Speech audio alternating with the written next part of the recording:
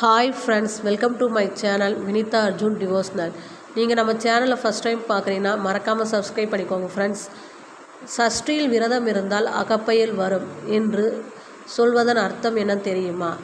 சஷ்டி விரதம் இருப்பவர்கள் கவனிக்க வேண்டிய ஒரு முக்கிய விஷயம், விரதம் இருப்பது உடல் சுத்தத்திற்கு மட்டும் இல்லை, மனமும் ஆன்மாவும் சுத்தமாகும் ஒரு வழி.